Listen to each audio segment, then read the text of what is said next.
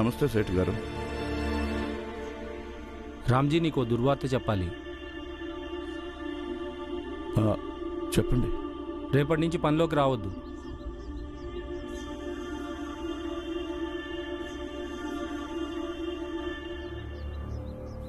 అలాగే సేఠ్ గారు, కానీ ఇవాళ పనిచేస్తాను. రేపటి నుంచి రానులే పనికి.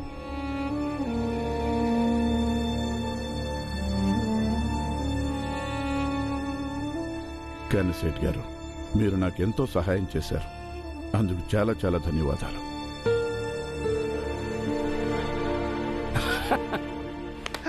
చూసావా, ఇదే రామ్జీలో ఉన్న గొప్ప విషయం.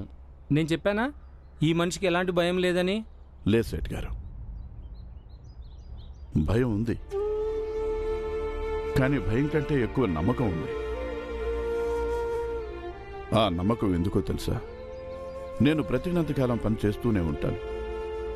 ఎందుకంటే నేను నిజాయితీగా పనిచేస్తాను. నిజాయితీ గల వాళ్ళు ఆకలితో చావరు. అరే రామ్జీ, సేఠి గారు మీలో ఏదైతే దృఢ సంకల్ప శక్తి ఉందో అదే చూపించాలనుకుంటున్నారు.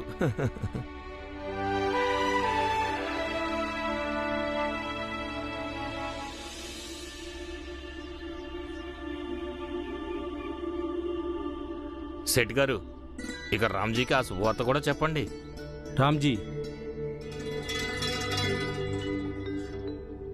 చెప్పండి.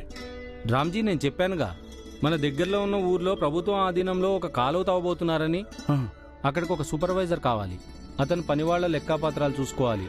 15-20 రోజుల్లో ఆ పని మొదలైపోతుంది. నువ్వు అక్కడికి వెళ్లాల్సి ఉంటుంది. పైగా నీ జీతం కూడా 2 రెట్లు ఎక్కువగా ఉంటుంది అక్కడ.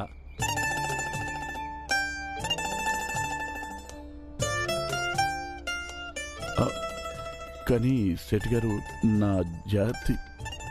రామ్జీ, అక్కడ కాలువ తవ్వేది మీ వాళ్లేగా. కాలువ పూర్తయినాక అది వేరే విషయం అనుకో. దాని శుద్ధి గిద్ది అని ఏదో తతంగం జరిపిస్తారుగా. ధన్యవాదాలు సేఠ్ గారు. ఇంట్లో వాళ్ళు విన్నారంటే చాలా సంతోషిస్తారు.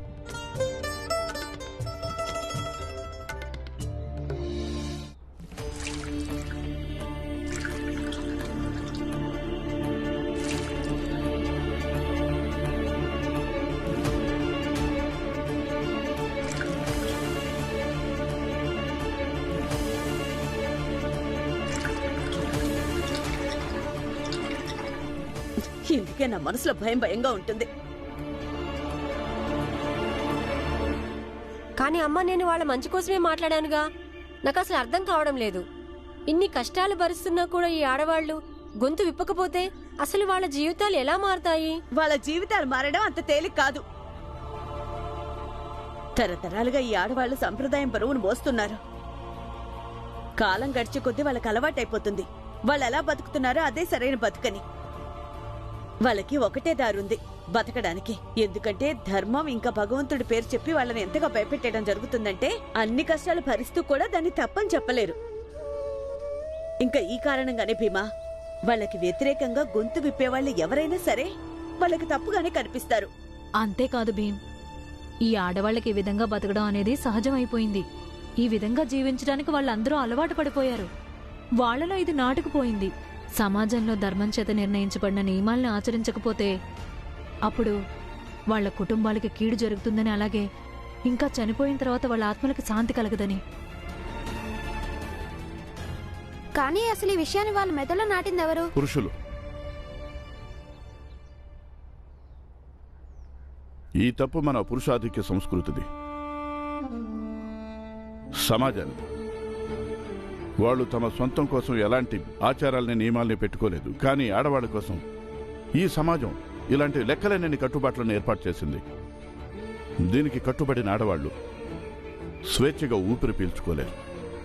ఇంకా అలాగే ఎవరితోనూ స్వేచ్ఛగా మాట్లాడలేరు. అన్నిటినీ సహిస్తూ ఉంటారు. ఇక అందరికన్నా ఎక్కువ సహించేవాళ్లు వితంతువులైన స్త్రీలు. ఈ స్త్రీలు అందరిలో అధికంగా బాధపడేది వాళ్లే.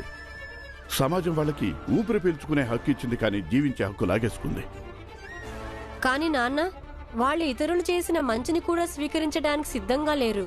మరి వాళ్ళ జీవితాలు ఎలా మారతాయి? మారతాయి.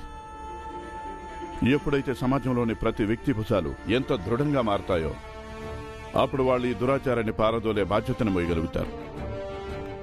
అప్పుడు ఖచ్చితంగా మారుతుంది. అయితే నాన్న దీనికోసం ఆడవాళ్ళు కూడా దృఢంగా ఉండాల్సి ఉంటుందిగా? ఖచ్చితంగా ఆడవాళ్ళు కూడా స్వశక్తితో బతకాల్సి ఉంటుంది, నిర్భయంగా ఉండాల్సి ఉంటుంది. అందుకే చెప్తున్నాను తల్లి, మనసు లగ్నం చేసి చదువు. నాన్న భీమ్ ఇంట్లో లేనప్పుడల్లా నేను వాడి స్కూల్ పుస్తకాలు చదువుతుంటాను. శభాష్ తల్లి. వెళ్ళి నాన్న కోసం మంచినీళ్ళు తీసుకురామ్మా. ఈ రోజు ఏం జరిగిందో తెలుసా మీకు? తెలుసు. ఒక సుదీర్ఘ పోరాటానికి బీజం పడింది ఈరోజు. కానీ ఈ వార్తతో పాటు ఒక శుభవార్త కూడా ఉంది. చెప్పనా?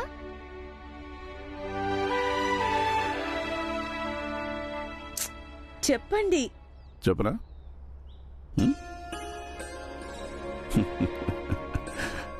నా జీతం రెట్టింపు అవుతుంది. నిజమా?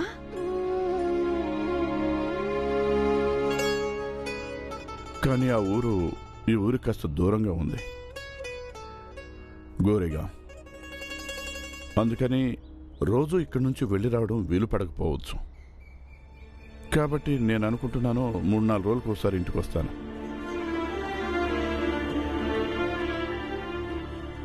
భీమాబాయి, మీరా, మీరిద్దరూ పిల్లల బాధ్యతలు చూసుకోవాల్సి ఉంటుంది. కానీ నాన్న, అంత దూరంలో ఉద్యోగం చేయటం ఎందుకు? నువ్వు ఇప్పుడు 3-4 రోజుల తర్వాత ఇంటికి వస్తానంటే మేము ఎలా ఉండగలము నువ్వు లేకుండా? భీంబాబు, పని చేయటం, డబ్బులు సంపాదించడం కూడా అవసరమేగా. అంటే డబ్బులు సంపాదించడం మాతో కలిసి ఉండటం కంటే ఎక్కువ ముఖ్యమా?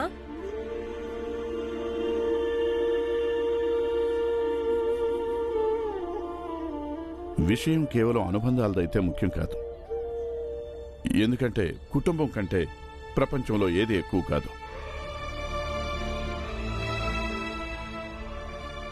కానీ విషయం బాధ్యత అయితే అది చాలా అవసరం.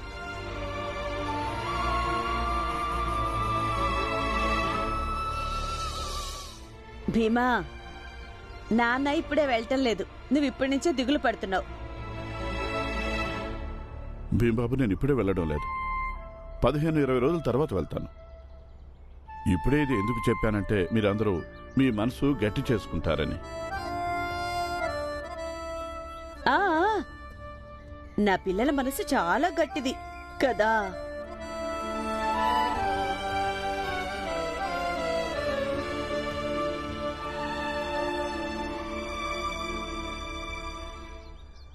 భీమా, ఎందుకు ఏడుస్తున్నావు? ఒకవేళ నాన్న పని చేయకపోతే నీ చదువు, మంజుల, తులసిల పెళ్లి ఎలా చేస్తాను చెప్పు? అరే, ఖర్చులు పెరుగుతుంటే డబ్బులు కావాలి కదా.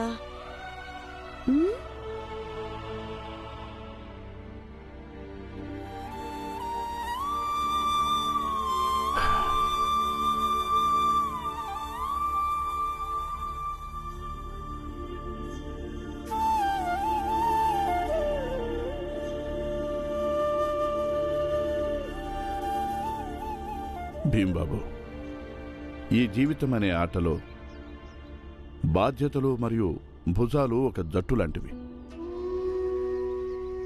ఒకవేళ బాధ్యతలనేవి తెలుసుంటే అప్పుడు భుజాల్ని దృఢంగా ఉంచుకోవాలి. ఏ రోజైతే నీ భుజాలకి బాధ్యతలు మోసే సామర్థ్యం వస్తుందో ఆ రోజు నీ సుఖం, కుటుంబం సుఖం, సమాజానికి సుఖం, దేశానికి సుఖం, ప్రపంచానికి సుఖం, అంతా సుఖమయమవుతుంది. నాన్న భీమ్, ఒక మాట జీవితాంతం గుర్తుపెట్టుకో. ఏదైతే పని చేస్తున్నప్పుడు మనసుకి బాధ కలిగినా పర్వాలేదు, కానీ భుజాలు బలహీనం అవ్వకూడదు. ఎందుకంటే పని చేస్తున్న కొద్దీ మనసు కుదురు పడుతుంది. కానీ భుజాలు బలహీనపడితే అప్పుడు పని చెడిపోతుంది.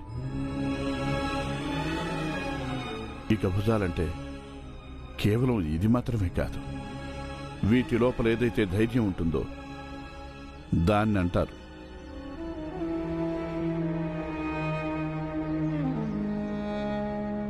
కాళ్ళు చేతులు కడుక్కురండి, టీ పెడతాను.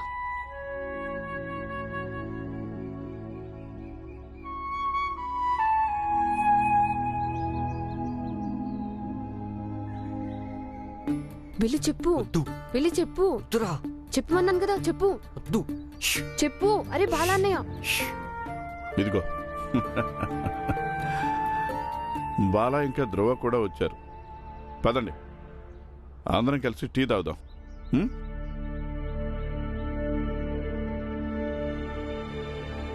భీమాబాయ్, ఇంట్లో పిల్లల కోసం తినడానికి ఏమైనా ఉంటే అవి తీసుకురా. సరే. చెప్పన్నయ్య. రామ్జీ బాబాయ్, బాలా అన్నయ్య మీతో ఏదో చెప్పాలనుకుంటున్నాడు. చెప్పు బాబు. అది ఏం లేదు నాన్న. ఏంటి ధ్రువ నువ్వు? నేను చెప్తాను బాబాయ్. రేపు ఇక్కడ దగ్గరలోనే మా ఇద్దరికి బాజా వాయించడానికి పని దొరికింది.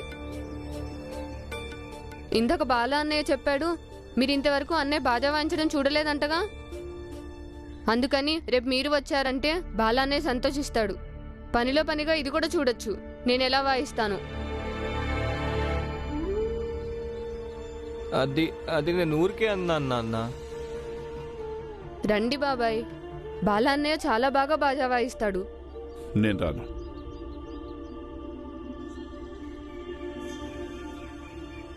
ఎందుకంటే బాల కూడా భీమ్లా చదువుకోవాలని నేను అనుకున్నాను. బాజా వాయించాలన్న నిర్ణయం వీడిదే. నాకు బాగా అర్థమైంది వీడిని ఆపడం వల్ల ఏ ఉపయోగం ఉండదని. అందుకే నేను ఆపడం మానేశాను. అంటే దాని అర్థం ఇది కాదు, నేను నీ నిర్ణయం వల్ల సంతోషంగా ఉన్నానని. నేను సంతోషంగా లేనప్పుడు ఇక అక్కడికి రావడంలో అర్థం లేదు. బాలా నిర్ణయం బాలా ఇష్టం. అలాగే నా బాధ నాలోనే ఉంది. నా కొడుకు చదువుకోవటం మానేసి బాజా వాయిస్తున్నాడు.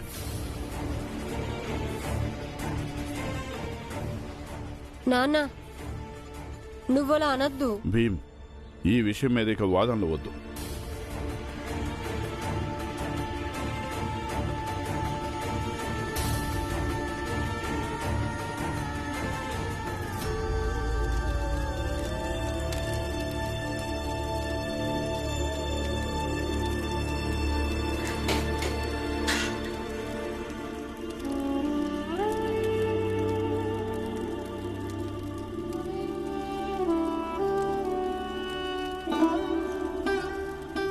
ఇప్పుడు ప్రతి ఒక్కరు భీమ్లాగా ఎలా ఉంటారు? నాకు చదువు అర్థం కాకపోతే ఏం చేయాలి? బాలా చూడు, ఆ అన్నయ్య నిన్ను బాజా వాయించొద్దని అయితే అనలేదుగా.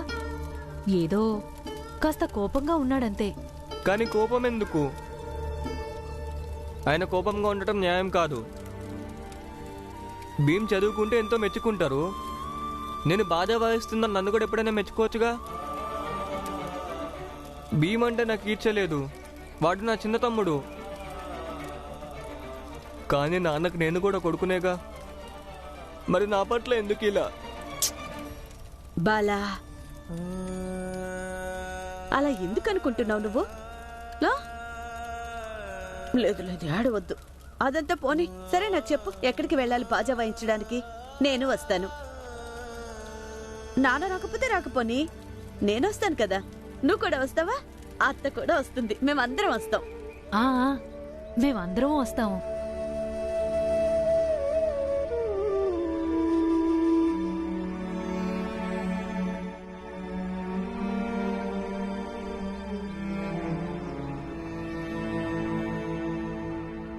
నాన్న, ఇంట్లో ఎవరు వెళ్ళినా లేకపోయినా కానీ నువ్వు వెళ్ళకపోతే మాత్రం అన్నయ్య బాధపడతాడు.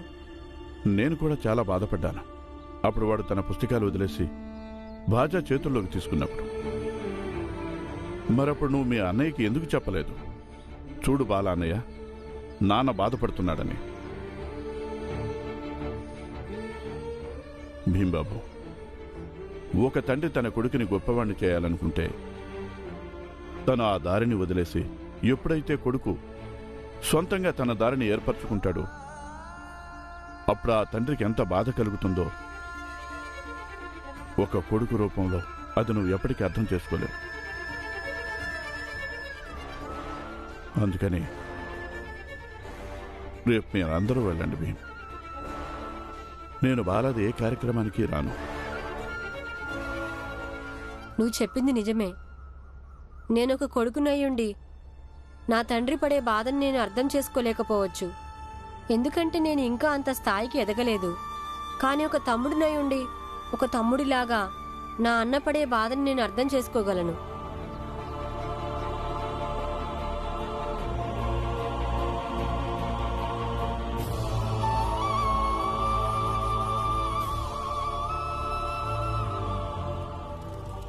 మీరు ఎవరు రావద్దు, మీరెవ్వరు ఎప్పుడు రావద్దు. బాలా, అమ్మా, నాకు అసలు ఆశ కూడా లేదు. నేను ఎప్పుడైనా బాజా వాయిస్తుంటే నా కుటుంబం చూడడానికి వస్తారని, నా కోసం చప్పట్లు కొడతారని. మీరెప్పుడు నా కోసం రావద్దు. కానీ నేను బాజా చాలా బాగా వాయిస్తాను, చూస్తుండండి. ఒకరోజు పెద్ద పెద్ద పార్టీలో బాజా వాయిస్తాను. అక్కడ లార్డ్ గవర్నర్, రాజులు, మహారాజులు ఉంటారు.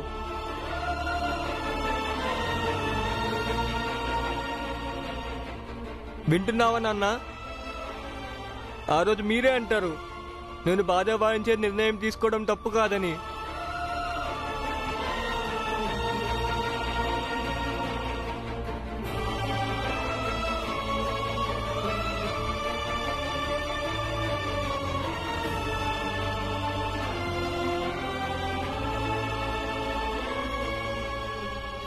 టీ.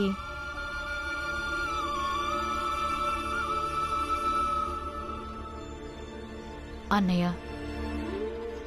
నువ్వు వాడితో ఈ విధంగా మాట్లాడుండకూడదు. మీరా ఇప్పుడు నాకు ఇంట్లో ప్రతి వాళ్ళు చెప్తారా నేను ఏం చేస్తే బాగుంటుందో, ఏం చేస్తే బాగోదని, ఏం మాట్లాడితే మంచిదో, ఏం మాట్లాడితే మంచిది కాదు అని? వదినా, నువ్వెందుకు చెప్పడం ఆయనకి? ఎందుకంటే ఎప్పుడు ఆయన చెప్పిందే ఒప్పు అవుతుంది, మనం చెప్పింది మాత్రం తప్పవుతుంది. ఇప్పుడు బాలాతో ఆయన అలా మాట్లాడారంటే ఏదో ఆలోచించి అనుంటారు వదినా, అందుకే ఆయనతో ఏం మాట్లాడొద్దు. ఆలోచించి అన్నాను నేను. బాజా వాయించి వాడు ఎప్పటికీ గొప్పవాడు అవ్వలేడు. బాగా డబ్బు సంపాదించవచ్చు, కానీ సమాజంలో అందరూ ఇలాగే అంటారుగా బాజా వాయిస్తాడని. బాజా వాయించే వాళ్లకు ఎవరు మర్యాదిస్తారు? నువ్వే చెప్పు చెప్పు. రేపు నేను కూడా వెళ్ళిపోతాను. 3-4 రోజులకు ఒకసారి వస్తుంటాను. అప్పుడు నేను లేకపోవడంతో వాడికి ఇంకా ధైర్యం పెరుగుతుంది. కనీసం ఇప్పుడు పగలు ఖాళీ దొరుకుతోందిగా. మరి వాడు బాజా వాయిస్తూ వాయిస్తూ వీళ్ళను బట్టి చదువుకోవచ్చుగా. వాడిని చదివించాలనే నా ఆశ నేను సావనివ్వదలుచుకోలేదు.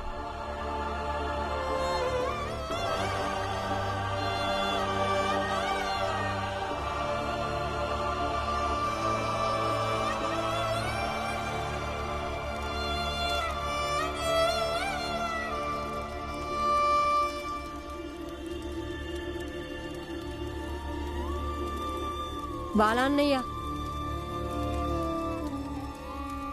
నువ్వు ఇంకా ఏడుపు ఆపు. అవును బాలన్నయ్య, ఏడవద్దు, అస్సలు బాలేదు. నీకు నాన్న గురించి తెలుసుగా, ఆయనకి కేవలం చదువు మీదే చాలా ఎక్కువ నమ్మకం. అందుకని ఆయన మాటల్ని తప్పుగా అనుకుంటే ఎలా? నువ్వు ఇక్కడి నుంచి వెళ్ళు. ధ్రువా, ధ్రువా, ఆ? చూడు, బాలాన్నయ్య ఏడుస్తుంటే ఎంత వికారంగా కనిపిస్తున్నాడు. అవును, అలాగే కనిపిస్తున్నాడు. మీరు ముగ్గురు ఇక్కడి నుంచి వెళ్ళండి, లేకపోతే నా చేతుల్లో తన్నులు తింటారు. అదో కొట్టు బాలాన్నయ్య. నేను నిజంగా కొడతాను.